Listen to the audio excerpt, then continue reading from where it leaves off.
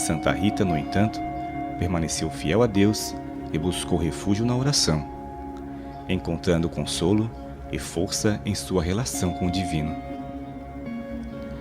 Durante os 18 anos de casamento, Santa Rita sofreu inúmeras dificuldades. Ela enfrentou a violência e o perigo constantes que rodeavam seu marido. Além de ter que lidar com o fato de não ter filhos, o que era considerado um fardo pesado naquela época. Apesar de todas as adversidades, ela se manteve firme em sua fé e continuou a orar incansavelmente por sua família.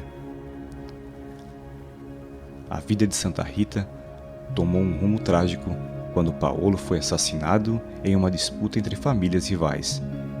Agora, viúva e com 2 filhos, Santa Rita se viu diante de um momento crítico.